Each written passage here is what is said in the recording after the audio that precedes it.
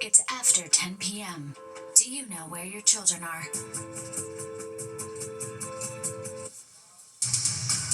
Right now on the 10 o'clock news.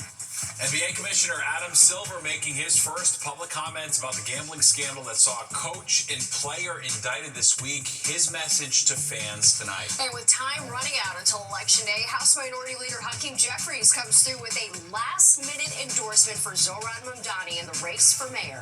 Good evening. Thanks for being with us. I'm Steve Lacey. And I'm Natasha Verma. Welcome to the 10 o'clock news. Jeffries' endorsement comes as all the candidates are scrambling to get their messages out with early voting starting tomorrow. All right, Fox 5's Richard Giacobbe joins us with more on how the endorsement could affect the race, plus what all the candidates were up to on the trail today, Richard. A lot to tell you about, Stephen. Tasha, as we go into the first day of early voting tomorrow, he was one of the last top Democrats who was holding out, throwing his support behind Zohran Mamdani. But today, House Minority Leader Hakeem Jeffries says Mamdani is the right man to lead New York City for the next 4 years. In a statement, the House Minority Leader admitting that he and Mamdani have had their differences, but that the stakes are existential. That statement, reading in part, Zohran Mamdani has relentlessly focused on addressing the affordability crisis and explicitly committed to being a mayor for all New Yorkers, including those who do not support his candidacy. Jeffries goes on to say, in that spirit, I support him and the entire citywide Democratic ticket in the general election. Jeffries also said that he was pleased to hear that Mamdani wants to keep Jessica Tisch on as police commissioner. The Democratic frontrunner addressing that on tonight's episode of Politics Unusual. You guys do have different ideology at times, though. She wants to get rid of bail reform, for example. You support bail reform. She wants to get rid of the NYPD Strategic Response Group, which deals with protests. You want to get rid of it. Do you feel that you're going to maybe compromise on some of these issues? No, this is a decision that I've made to further the agenda I've run on, not to compromise that agenda. And I'm confident that in retaining her, it also means that we deliver the Department of Community Safety. It also means that we deliver a police response to protests that is not being done by the Strategic Response Group. Now, GOP nominee Curtis Sliwa also continuing his campaign the day before early voting, despite calls for him to step aside. Sliwa blasting Mayor Adams' endorsement of Andrew Cuomo yesterday, calling them both corrupt. The Guardian Angels founder also saying if he's elected, he would push to get rid of bail reform and raise the age, but spent some of his press conference slamming Mamdani and Cuomo for not campaigning the way he is. Zohran, clearly, his rhetoric is like that of an arsonist who spreads what has already been said and continues to be said that's anti-Semitic. Now he wants people to suddenly say, but when I'm mayor, I'll be the firefighter. He's had enough time since he was in the primary and he beat Cuomo, and now he's in the general election to clear that slate. I don't think he has, but it'll be up to the voters to decide if he has or not. For me, he has not. And to the independent in this race, Andrew Cuomo, holding one public event today and no surprise went on to attack the lead candidate. It began earlier when Mamdani held a press conference accusing Cuomo of Islamophobia following comments made by Cuomo on the radio yesterday, who seemed to agree with a radio host that Mamdani would be celebrating if another 9/11 type terror attack should occur. Cuomo called Mamdani an actor, saying he campaigned on being pro-Palestinian and accused him of playing a victim. The former governor also said Mamdani offended him when he flipped off the Christopher Columbus statue in Astoria back in 2020. Christopher Columbus is considered by many a saint in the Italian-American community. And you give it the finger? You offend me as an Italian-American and the Italian-American community doing something as obnoxious, crude, and rude as that. And back to frontrunner Zohran Mamdani. There's just one more endorsement he may be looking for, and that's longtime Democratic Senator Chuck Schumer. He is the top Democrat in the Senate, but has so far stayed Steve's favorite, Maman Mamdani. But with a large double-digit lead in this race, Mamdani may not even need it. Steve, Natasha. At some point in the next 2 weeks, Richard. No doubt about it. All right, thank you. Well, tomorrow's an important day on the election calendar. In-person early voting begins. Polling places in all 5 boroughs will be open from 9 to 5 this weekend. And if you're not already registered to vote in the general election, Saturday is your last opportunity to do so. You can go to online on nycvotes.org. to register. And new tonight, NBA Commissioner Adam Silver speaking out for the first time about the gambling scandal that's rocked the league. Tonight during the Knicks-Celtics game, Silver said he was, quote, deeply disturbed by the allegations. He said there's nothing more important than the integrity of the game and apologized to fans. Portland coach Chauncey Billups and Miami guard Terry Rozier were among dozens indicted on gambling-related charges Thursday. Officials allege Rozier conspired with other people to help them win bets based on his in-game stats. Billups is accused of participating in mafia-backed rigged poker games. New York Attorney General Letitia James lashing out at President Trump after pleading not guilty in a federal mortgage fraud case in Virginia. James was greeted with cheers from supporters as she left the courthouse today. She's accused of lying on mortgage papers to get more favorable loan terms on a house she bought in Norfolk, Virginia. But James says this case is really about retribution because she successfully brought a civil fraud case against Trump and his company. This justice system, which has been used as a tool of revenge and a weapon against those individuals who simply did their job and who stood up for the rule of law.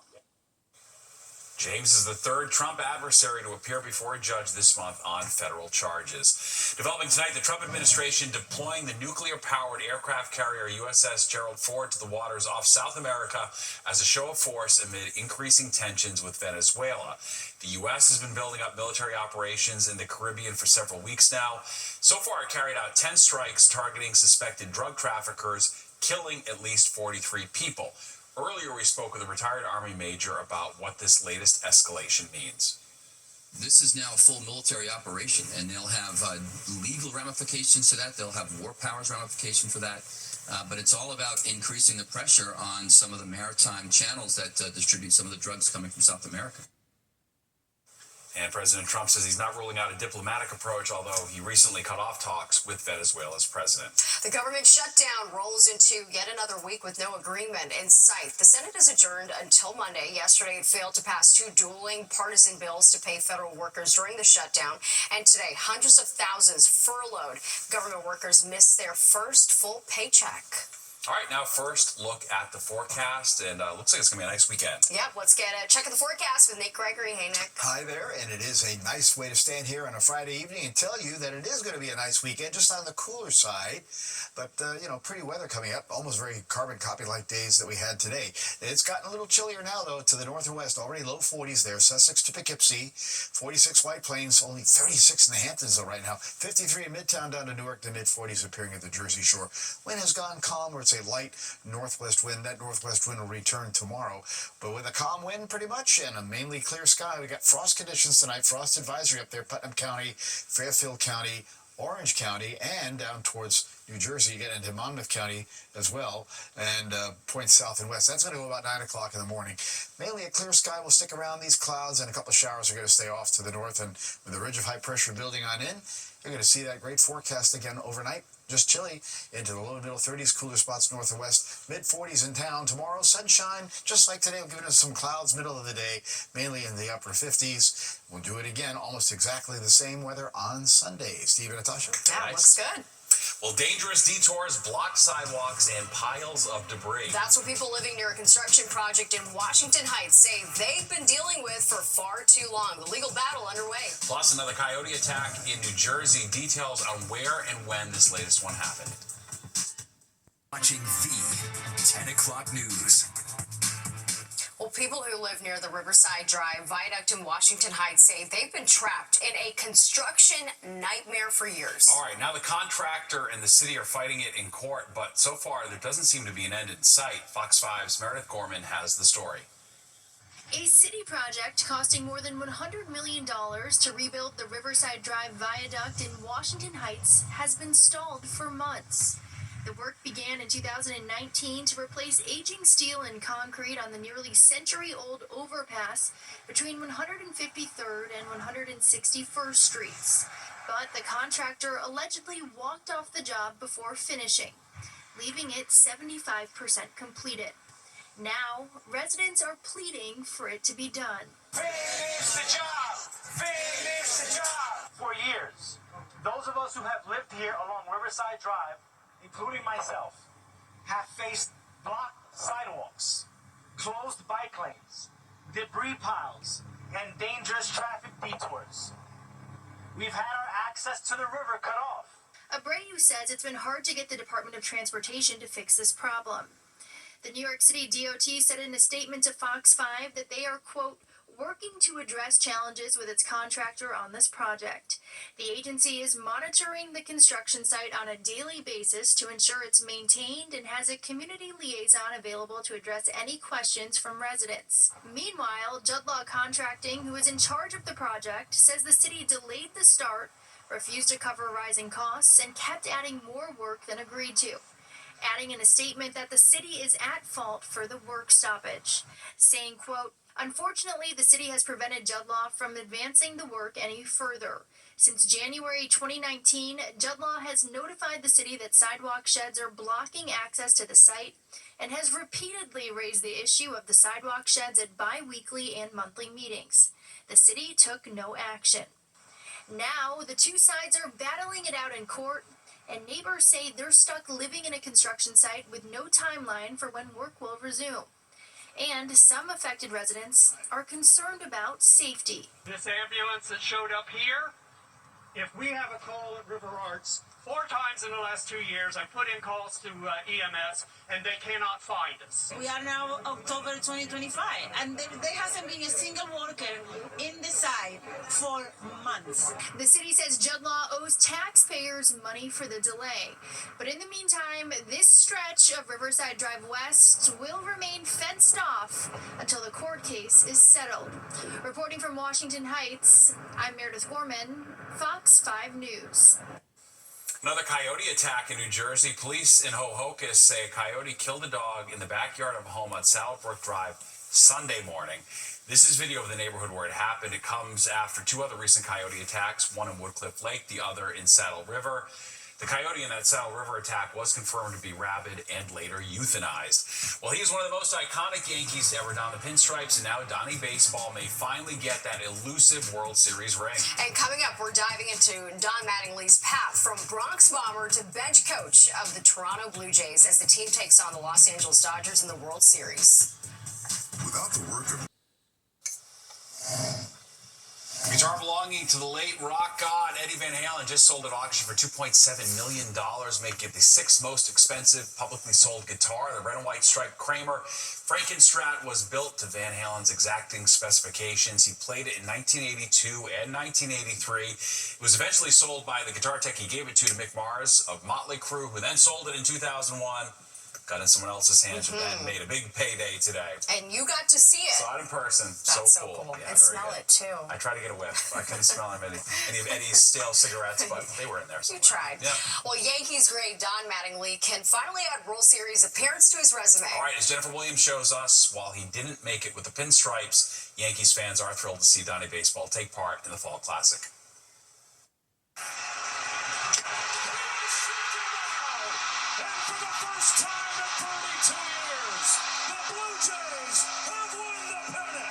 And amongst Toronto's staff, a familiar face and Yankees great is getting his very first taste of the Fall Classic as the Blue Jays bench coach. You're always in the moment, like, what are we doing?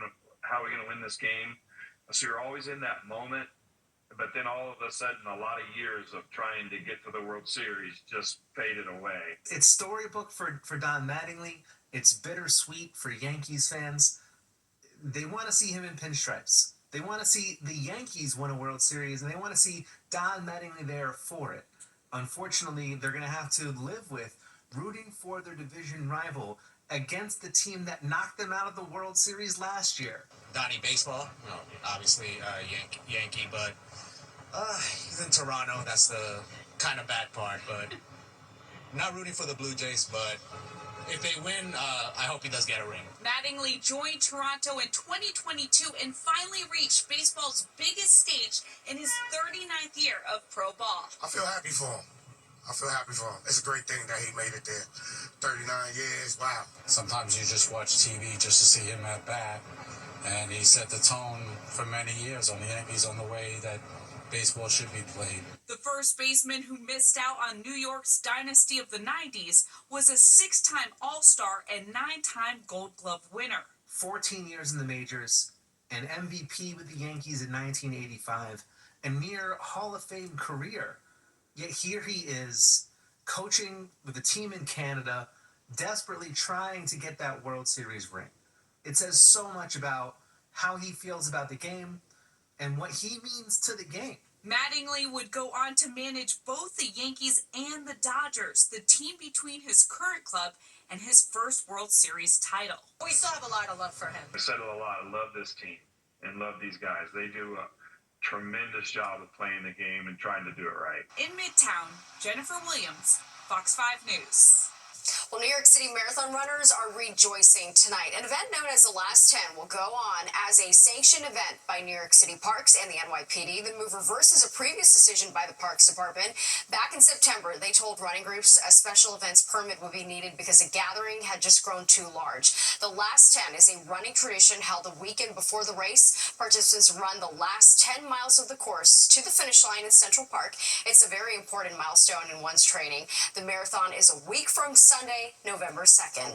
And tonight, I got the chance to MC a charity fashion show in New Jersey that empowers deaf students. Raise the Volume is a charity that provides scholarships, mentorships, and career opportunities to students who are deaf. Vanessa Berger, a New Jersey native, founded the charity after her very own personal struggle. They provided thousands of dollars in scholarships, and tonight in Basking Ridge, I hosted their fashion show that features designers and models supporting the cause. All the money that they raise tonight goes to these scholarship funds to help empower the next generation, and my mom got to be Very my nice. +1 on Lovely in the front runway. row. Yes. All right, let's get a check of the forecast now with Nick. It was a chilly one tonight. Yeah, it's going to be a nice fall weekend, Nick. It is. We're going to be seeing lots of sunshine, very much similar to today, and temperatures cooling down just slightly, and even a little bit cooler early next week, but 59-46, just a little bit below the average now. 79-31 in the records, and your sunrise 7:17 down 6:02, and just like today, we'll see more of that sun tomorrow morning, a little more clouds tomorrow afternoon. Clear now 52, wind variable, mostly northwesterly. Humidity is dry, pressure is still very strong and steady up there. 30.25 high pressure builds in to hold for the weekend into early next week with more dry weather. All right, 40 now, Poughkeepsie and Monticello, so getting cooler as we speak. 30s out in the Hamptons, low 50s still in the city, and 44 heading down to the shore and westward into eastern Pennsylvania. Northwest wind, light 5 to 10, or it's calm. It returns out of the northwest tomorrow, but with that light wind and a clear sky, again, the frost advisory is up. Orange County, Putnam County, Fairfield County, and then the Jersey Shore is not included in that, but you get into Monmouth County and Ocean County. They are covered up with that frost advisory till 9 o'clock in the morning. All right, so we had upper 50s, low 60s, most areas today. Just again, fairly seasonally cool, we'll say. But that coolness went through New England, 50s to 60-degree weather there, then even 50-degree to upper 40s, Pittsburgh towards Cleveland. So we'll be seeing that cool air take hold here in our forecast. Sky, again, mainly clear for tonight. You'll see that here in our futurecast. As we head into tomorrow, same deal. Sunshine more so in the morning, and then by midday, we'll start to see some clouds billow up here and there, but another pretty day, so get ready to enjoy that. In the meantime, we are watching Tropical Storm Melissa, and got the latest advisory now. Winds again at 65 miles per hour. It will become a hurricane, and it will be dire situation for Jamaica. A Category 4 storm, maybe for a couple of days of hurricane conditions. Category 4 is winds in excess of 130 miles per hour, so they could have mudslides, dangerous flash floods, catastrophic wind damage, and coastal damage as well. All right, tonight we're going down to the 40s in the city, 30s in the burbs, up to 58 tomorrow, upper 50s on Sunday, mid-50s Monday into Tuesday, then the shower threat Tuesday night into Wednesday, and it looks like there's going to be a storm around here at some point at the end of next week. I'm thinking Thursday will be the day of focus, but could be some rain and wind to take us into Friday as well. Stephen Natasha. Very well. All right, thanks, Nick. NYPD officers springing into action to rescue a dog in danger. And coming up, we've got video of the amazing rescue after the pup got trapped under a subway train. People don't feel safe. It's tough being a New Yorker. You feel it every time you pay the rent, buy groceries, or step onto the subway. I'm Curtis Leeman. I feel it too. I'm running for mayor with real solutions to make our city safer and more affordable.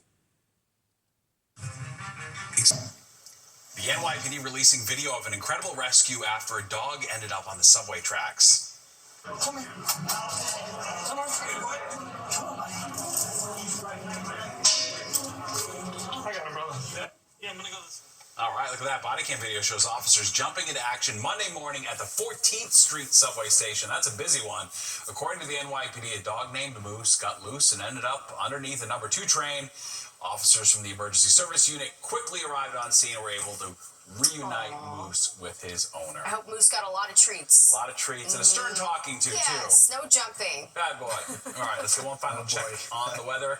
Nick, nice weekend. Yep, nice weekend. Overnight, kind of chilly, 30s, suburbs, mid-40s, midtown. And then tomorrow, just like today, sunshine gives into some clouds by middle of the day, mostly in the upper 50s across the area. So again, a very typical fall day, and it stays that way for Sunday. Sunshine, 57. We start cooling down a little, though. Monday and Tuesday, only about 54, low 40s at night. Now, showers come in Tuesday night. Some more will be around Wednesday. The question is, when does a pretty large storm affect us? Either Wednesday on into Thursday. I'm starting to lean more towards Thursday.